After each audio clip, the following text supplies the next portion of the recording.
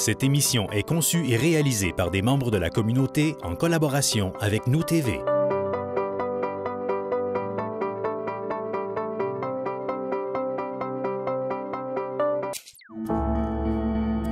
Cette émission vous est présentée en partenariat avec la Société d'histoire du Lac-Saint-Jean, dont les services mettent en valeur le patrimoine et le territoire dans une perspective d'apprentissage collectif.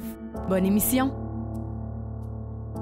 Mémoire de lieu est rendu possible grâce à la participation financière de la résidence funéraire Lac-Saint-Jean, propriété exclusive des gens du milieu qui accompagne et soutient les familles des gens endeuillés depuis plus de 3 décennies avec respect et compassion.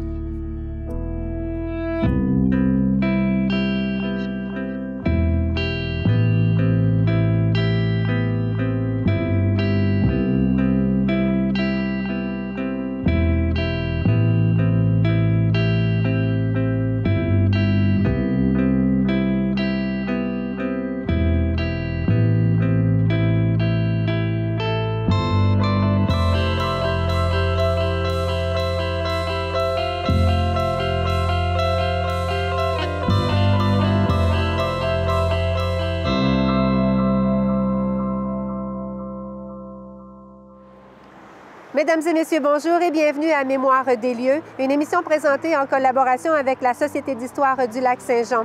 Aujourd'hui, c'est en compagnie d'Olivier Dallaire-Lavoie que nous parlons de l'ancien presbytère de Saint-Cœur-de-Marie. Bonne émission!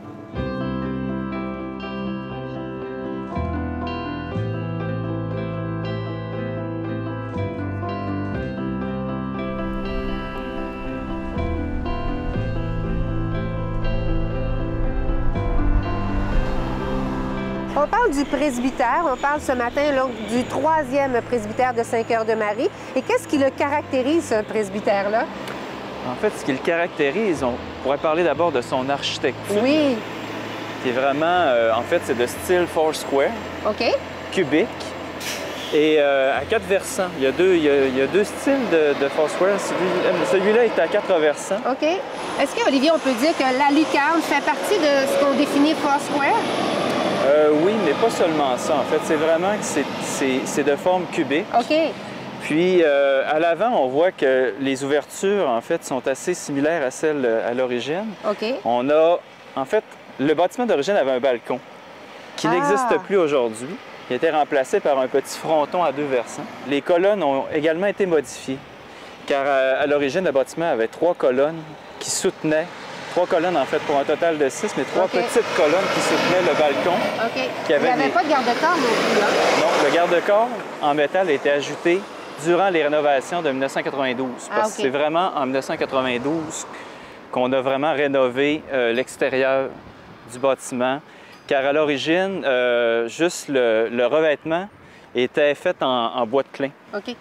Donc, et tout ça a été enlevé, était remplacé par un enduit acrylique qui a un peu une texture de crépi, comme on peut voir, très grisâtre. Donc ça, c'était pas là à l'origine. Et on avait également une verrière. Quand on voit la façade latérale gauche, il y avait une verrière tout vitrée qui a été enlevée également. Comme je vous dis, le vitrage, ça a changé aussi. Les moulures, plus simplifiées aussi. Il y a des planches cornières qu'on voit au coin du bâtiment. Tout ça, c'est resté, mais l'ornementation, la menuiserie, c'est resté, ça s'est plus simplifié, je dirais. Quand on a voulu construire ce 3e presbytère-là, on voulait loger le curé de façon plus convenable parce que l'autre presbytère était plus vétuste. Oui, exactement. Comme on sait, c'était très important à l'époque de loger le... On était dans une paroisse relativement jeune. Il s'était construit une première chapelle. On avait construit une église en bois qui était juste ici, à l'arrière, à l'emplacement de l'église actuelle. Mais on avait comme logé, en fait, après le premier presbytère, on avait logé le deuxième, on avait logé le curé dans la première chapelle. OK. Mais elle devenait de plus en plus vétuste, donc il fallait construire un autre presbytère, ça venait urgent. Donc en 1916, on a décidé, en fait la fabrique a décidé de procéder justement à la construction d'un presbytère, trouver les fonds nécessaires. Et ça, c'est au mois de juillet 1916. Et en novembre, on trouve un entrepreneur, finalement. Oui. un entrepreneur menuisier. Parlez-moi de cet entrepreneur-là, Joe Harvey. C'est quand même une histoire incroyable. Oui, c'est incroyable. En fait, le peu de choses qu'on sait de lui, on le trouve dans les délibérations de la fabrique. OK. Et on apprend qu'il est originaire d'Héberville Station et qu'il est un père de famille, en fait une grosse famille. Il a une grosse famille. Et on apprend, en fait, justement, au début de la construction en novembre, là, on se retrouve 2 années plus tard, en 1918. C'est pas terminé encore. Mais on apprend qu'il a des difficultés financières très graves. La fabrique décide, par charité chrétienne, on pourrait dire, de lui donner un montant de 250 $ pour qu'il puisse terminer les travaux. Et ça va être fait, car en décembre 1918, on apprend que les travaux sont terminés et acceptés dans leur ensemble et que la fabrique est très fière, en fait, du travail de l'entrepreneur. Malgré le dépassement de coûts un peu, quand même. Oui, ça a dépassé les coûts. Au départ, on avait prévu 9 000 $ pour la construction. Ça a terminé à 11 525 à peu près. Oui, 11 625 $ pour être plus précis. Mais c'est ça, comme je vous dis, on était très satisfait du travail de l'entrepreneur, puis on décide même de lui verser un bonus de 1 500 $. Imaginez, là, mettez ça à l'époque, pour lui et sa grosse famille, c'est tout un bonus. Oui, énormément. Puis il y avait aussi beaucoup de matériaux qui avaient été déjà payés, qui n'étaient plus nécessaires pour la construction. Et la fabrique a décidé de les rembourser dans leur totalité. C'est environ 1 000 $. D'accord. Alors, c'est ce qui fait cette belle histoire autour de la construction du presbytère. Donc, monsieur le curé est bien logé. On a notre entrepreneur qui ramène des sous quand même à la maison, mais il a travaillé fort. Ça a été quand même long de construire ce presbytère. Effectivement, c'est peut-être environ presque 2 ans. Mais j'ai pas l'information pour savoir si le curé résidait déjà à partir de 1917 ou 1918.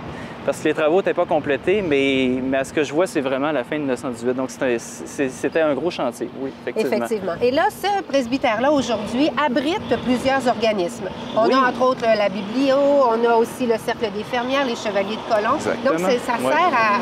C'est une bâtisse communautaire, on pourrait dire. Oui, exactement. C'est une bâtisse communautaire. Le bâtiment a eu plusieurs vocations à travers le temps.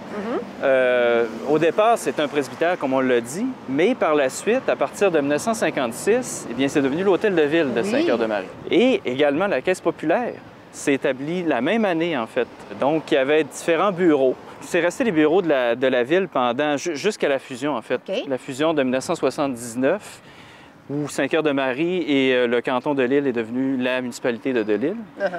Donc, c'est vraiment vers 2001 que c'est devenu un centre communautaire, que la vocation actuelle. C'est bien parce que c'est vraiment au cœur du village et tout le monde peut venir plus ou moins à pied. En tout cas, plusieurs personnes peuvent venir à pied.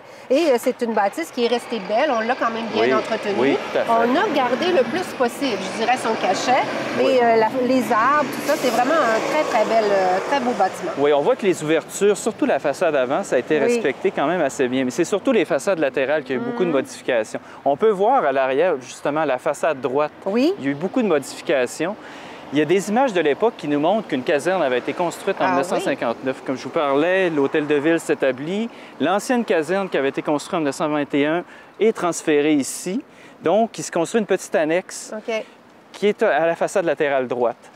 Aujourd'hui, on ne la voit plus tellement parce qu'il s'est construit une autre annexe en 1986 qui est comme le centre communautaire, en fait. Qui a été ajouté, puis on voit que ça se prolonge vraiment jusqu'au stationnement. Et ça ne respecte pas vraiment l'architecture. C'est sûr qu'il y a eu beaucoup de modifications.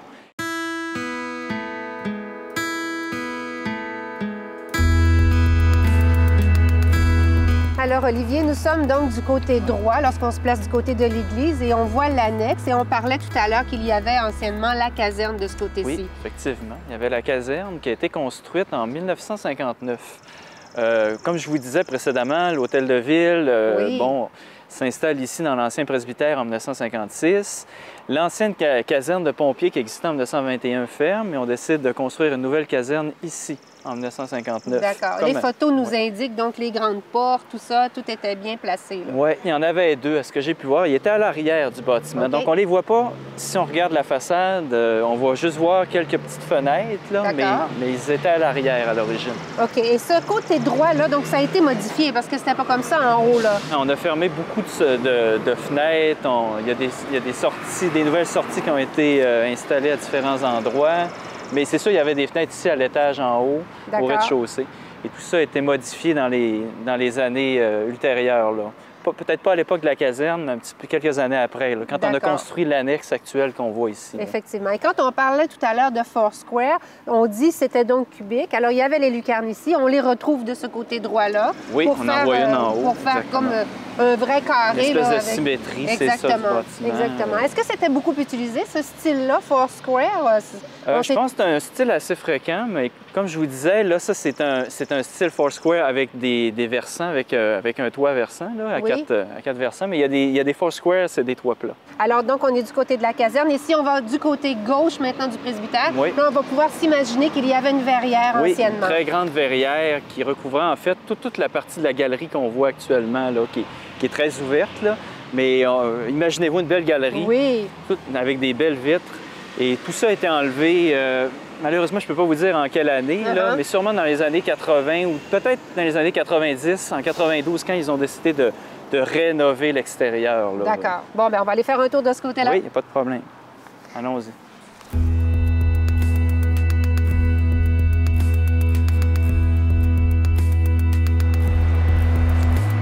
Alors, Olivier, nous sommes donc, si on se place toujours du côté de l'église, du côté gauche du 3e presbytère, et anciennement, ici, il y avait une verrière. Oui, effectivement. Il y avait une verrière juste en avant de nous, à peu près. Là, elle était située ici.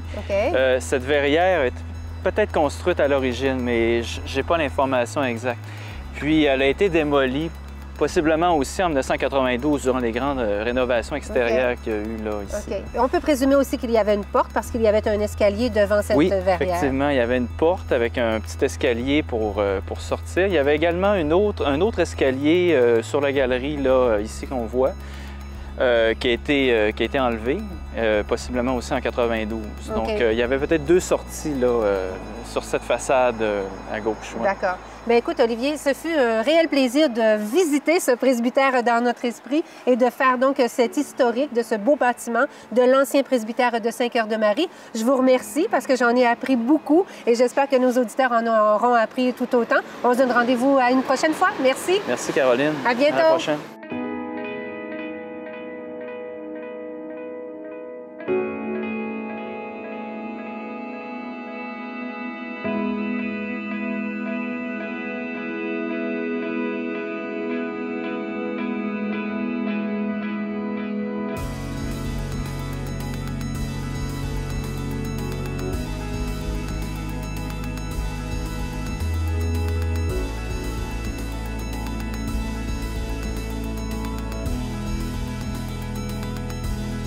Voilà, c'est ce qui complète notre émission pour aujourd'hui. J'espère que vous en avez appris un peu plus sur ce bâtiment historique. Je vous remercie d'avoir été là et je vous dis à la prochaine. Au revoir.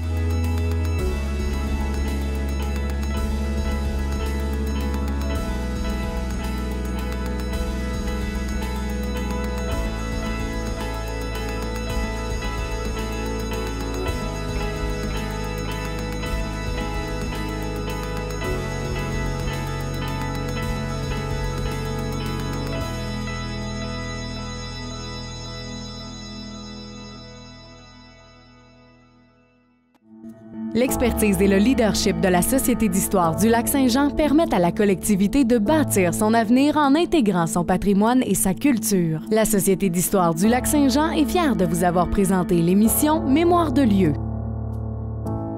La résidence funéraire Lac-Saint-Jean, propriété exclusive des gens du milieu, qui accompagne et soutient les familles des gens endeuillés depuis plus de 3 décennies, avec respect et compassion, est fière de vous avoir présenté Mémoire de lieu.